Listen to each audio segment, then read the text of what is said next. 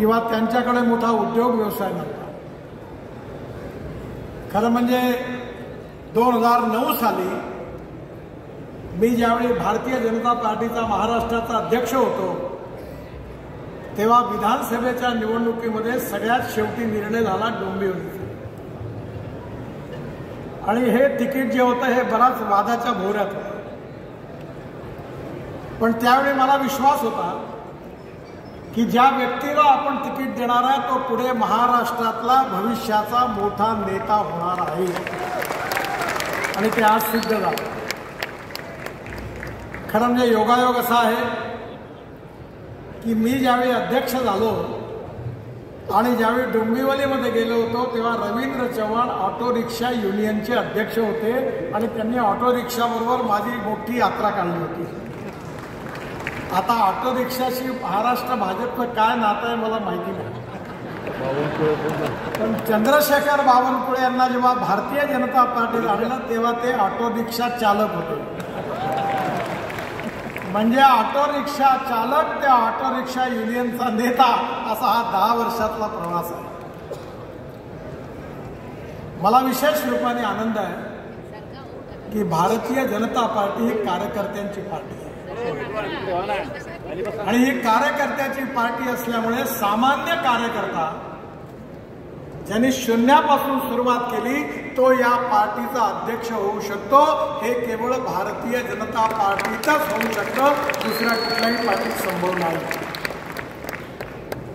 चंद्रशेखर बावनकुळे यांनी अतिशय कठीण याच्यामध्ये आपला कार्याचा शुभारंभ केला। पहिल्यांदा ज्यावेळी ते ऑटो रिक्षा चालवते त्यावेळी मी त्यांना बोलवलं आणि जिल्हा परिषदेला उभं राहायला सांगितलं। ते म्हणाले माझ्याजवळ पैसे नाहीये। म्हटलं काळजी करू नको, उभा राहतो। एक संघर्षशील गरीब परिवारातला, सामान्य परिवारातला कार्यकर्ता या पार्टीमध्ये आपल्या कार्याच्या भरोशावर किती मोठा होऊ शकतो याचं उत्तम उदाहरण चंद्रशेखर बावनकुळे आहे। आणि अतिशय निरपेक्ष निस्वार्थी भावनेने आपल्या प्रकृतीकडे लक्ष न देता त्यांनी पूर्णपणे भारतीय जनता पार्टीकरता स्वतःला झोकून दिलं, रात्रंदिवस प्रवास केला, आणि त्यांच्या नेतृत्वाखाली आपल्या पार्टीला विशाल स्वरूप महाराष्ट्रात प्राप्त झालं आणि विधानसभेमध्ये अभूतपूर्व यश प्राप्त झालं। चंद्रशेखर बावनकुळे यांच्या या कार्याबद्दल मी त्यांना मनापासून धन्यवाद देतो। आणि रवींद्र चव्हाणच्या रूपाने तळागाळातला कार्यकर्ता म्हणून त्यांनी कोकणामध्ये मला आठवतं गावागावामध्ये जाऊन अतिशय प्रतिकूल परिस्थितीमध्ये आपल्या संघटनेचा विस्तार केला, संघर्ष केला, पालघरमध्ये असेल परिश्रम केले, मेहनत केली आणि उत्तम यश पार्टीला मिळवून दिलं। खरं म्हणजे मी नेहमी म्हणतो की देव दुर्लभ कार्यकर्ते हीच भारतीय जनता पार्टीची सगळ्यात मोठी संपत्ती आहे। आपला पक्ष कोणाच्या सहानुभूतीमुळे आणि कोणाच्या आशीर्वादामुळे मोठा नाही झाला, हा पक्ष मोठा झाला लाखो करोडो कार्यकर्त्यांच्या परिश्रमामुळे, त्यागामुळे आणि बलिदानामुळे। आणि म्हणून आपल्यातला एक कार्यकर्ता आज अध्यक्ष झाला याचा आपल्या सगळ्यांना खूप आनंद आहे। एकीकडे देवेंद्रजीच्या नेतृत्वाखाली महाराष्ट्राला विकसित महाराष्ट्र घडवण्याचा संकल्प आपण केलेला आहे। महाराष्ट्राचा आर्थिक विकास करत असताना या महाराष्ट्रातले गाव, गरीब, मजदूर, शेतकरी यांचा सर्वांगीण विकास कसा होईल आणि त्याचबरोबर सुखी, समृद्ध, संपन्न आणि देशातलं पहिल्या नंबरचं प्रगतिशील राज्य महाराष्ट्र कसं होईल याचा सातत्याने देवेंद्रजीच्या नेतृत्वाखाली महाराष्ट्र ते कार्य करत आहे। आज महाराष्ट्राचं चित्र बदललेलं आहे, देशाचंही चित्र बदललेलं आहे। 1947 साली आपल्याला स्वातंत्र्य मिळालं, काँग्रेस पक्षाला 60 वर्ष संधी मिळाली, पण काँग्रेस पार्टी जे 60 वर्षात करू शकली नाही ते 11 वर्षामध्ये मोदींच्या नेतृत्वाखाली आपल्या सरकारने करून दाखवलं, ते जनतेच्या समोर। म्हणून आपल्याला अजून पुढे जास्त काम करायचं आहे। जगातली तिसरी अर्थव्यवस्था भारताची झाली पाहिजे हे मोदीजींचं स्वप्न आहे। $5 ट्रिलियन इकॉनॉमी झाली पाहिजे हे स्वप्न आहे. विश्वगुरु भारत झाला पाहिजे हे स्वप्न आहे. आणि हे स्वप्न पूर्ण करण्यामध्ये सिंहाचा वाटा जर कोणाचा राहणार असेल तर तो देवेंद्रजीच्या नेतृत्वाखाली महाराष्ट्राचा राहणार आहे.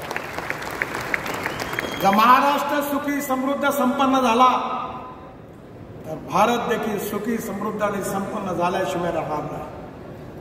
आणि येणाऱ्या काळामध्ये महाराष्ट्राचं एक वैशिष्ट्य आहे. आपल्या देशाला जो सामाजिक विचार दिलेला आहे ते थोर बाबासाहेब आंबेडकर, महात्मा ज्योतिबा फुले, राजर्षी शाहू महाराज, छत्रपती शिवाजी महाराज, स्वातंत्र्याच्या लढ्यामध्ये काम करणारे, त्याग करणारे क्रांतिकारक, देशभक्त, लोकमान्य टिळक, स्वातंत्र्यवीर सावरकर, या सगळ्यांच्या गौरवशाली इतिहास या महाराष्ट्राने लिहिलेला आहे. आणि म्हणून महाराष्ट्र, त्याची प्रगती आणि विकास हा देशाच्या विकासामध्ये अतिशय महत्वाचा आहे. आणि म्हणून भारतीय जनता पार्टीला ही संधी मिळालेली आहे की या महाराष्ट्राचं भविष्य बदलवण्याची. विशेषतः आपल्या या ठिकाणी किरणजींनी सांगितलं की जातीयवादाचा आणि सांप्रदायिकतेचा जहर कालवण्याचा प्रयत्न कशा रीतीने झाला. पण कुठलाही माणूस त्याची जात, पंथ, धर्म, भाषा, सेक्स यांनी मोठा नाही तर त्याच्या गुणाने मोठा आहे, याच्यावर भारतीय जनता पार्टीने नेहमी विश्वास ठेवला. या समाजामधला जातीयवाद, अस्पृश्यता समूळ नष्ट झाली पाहिजे.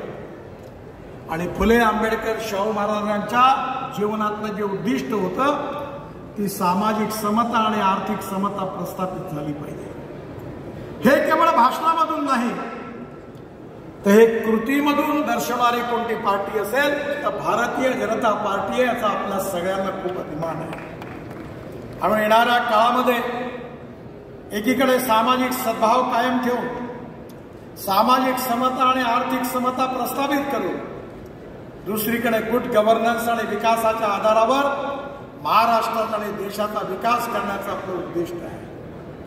मला अतिशय आनंद आहे की आपल्या सगळ्या कार्यक्रमामध्ये समाजातल्या तळागाळातला जो शेवटचा माणूस आहे, जो सामाजिक, आर्थिक, शैक्षणिक दृष्टीने मागासलेला आहे, ज्याला राहायला घर नाही, खायला अन्न नाही, शरीरावर कपडा नाही, त्या दरिद्र नारायणाला जोपर्यंत रोटी, कपडा आणि मकान मिळत नाही तोपर्यंत आपलं कार्य पूर्ण होणार नाही, असं अंत्योदयाचं सामाजिक आर्थिक चिंतन ज्या पंडित दीनदयाल उपाध्यायांनी सांगितलं ते आपलं उद्दिष्ट आहे.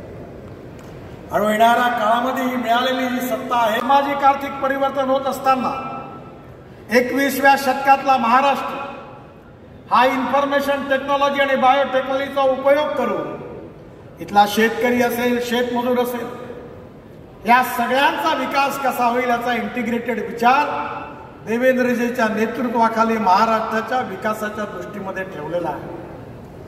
आपण निश्चितपणे सामाजिक प्रगतीही करायची आहे, सामाजिक आर्थिक परिवर्तनही करायचं आहे आणि देशाच्या पुनर्निर्माणामध्ये महाराष्ट्राचं मोठं योगदान पण द्यायचं आहे.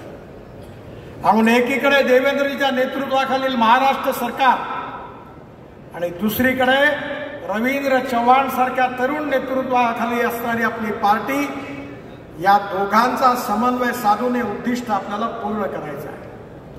येणारा त्यांची या ठिकाणी मोठी प्रतिकृती ठेवलेली आहे. पण शिवाजी महाराजांच्या बद्दल म्हटलं जायचं की ते खऱ्या अर्थाने आदर्श राजे होते. यशवंत, कीर्तिवंत, वरदवंत, सामर्थ्यवंत, जाणता राजा, निश्चयाचा महामेरू, बहुत जनासी आधारू, अखंड स्थितीचा निर्धारू, श्रीमंत योगी. त्या छत्रपती शिवाजी महाराजांची शिवशाही या महाराष्ट्रामध्ये आपल्याला आणायची. पुत्र होते आणि शिवाजी महाराजांनी आपलं राज्य चालवत असताना स्वराज्याचं रूपांतर सुराज्यात करण्याचा संकल्प केला होता. हिंदुत्व हा त्यांच्या विचाराचा आत्मा होता. हिंदुपथ पातशाही स्थापन झाली पाहिजे हे त्यांचं स्वप्न होतं. हिंदुत्व हा संकुचित शब्द नाही आहे. सुप्रीम कोर्टाने हिंदुत्वाची व्याख्या केली आहे वे ऑफ लाईफ. धर्माचा अर्थ कर्तव्य म्हणून असतो. एखादा शिक्षक म्हणतो की मी माझ्या शिक्षक धर्माचं कर्तव्याने पालन करतो आहे. एखादा पत्रकार म्हणतो की माझ्या पत्रकारितेच्या धर्माचं पालन करतो आहे. या ठिकाणी हिंदुत्व हेच राष्ट्रीयत्व आहे, हिंदुत्व हेच भारतीयत्व आहे आणि भारतीयत्व आणि हिंदुत्व हेच राष्ट्रीयत्व आहे. म्हणून येणाऱ्या काळामध्ये हिंदुत्व म्हणजे कुठल्या धर्माच्या विरोधात नाही आहे. आपण ज्या सेक्युलरवादाचा प्रचार केला जातो त्याचा इंग्लिश डिक्शनरीमध्ये अर्थ आहे धर्मनिरपेक्षता. पण खऱ्या अर्थाने सेक्युलर शब्दाचा अर्थ जो आहे हा इंग्लिश डिक्शनरीमध्ये लिहिला आहे तो सर्व धर्म समभाव आहे, धर्मनिरपेक्षता नाही आहे. पण आपण प्रचार करताना धर्मनिरपेक्षता म्हणतो. सर्व जात पंथ धर्म भाषा आणि सेक्स यांना कुठेही डिस्क्रिमिनेट न करता समतेच्या आधारावर, समरसतेच्या आधारावर सामाजिक आर्थिक परिवर्तनाचा आपण संकल्प केलेला आहे. पण सामाजिक परिवर्तन होत असताना राष्ट्रीय पुनर्निर्माण आणि त्याकरता 21व्या शतकातलं राजकारण हे विकासाचं राजकारण आहे. Water, power, transport, communication, agriculture, industry या सगळ्या क्षेत्रामध्ये उंच भरारी मारायची आहे. आज संपूर्ण विश्व आपल्याकडे, आपण सगळ्यात फास्टेस्ट ग्रोईंग इकॉनॉमी आहोत आणि मोठ्या आशेने बघत आहे.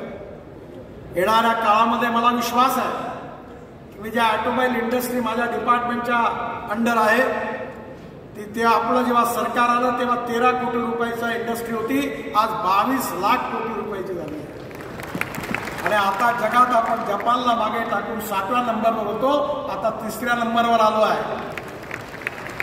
आणि मी विश्वासाने सांगितलं की पुढल्या 5 वर्षात आपण पहिल्या नंबरवर आल्याशिवाय राहणार नाही.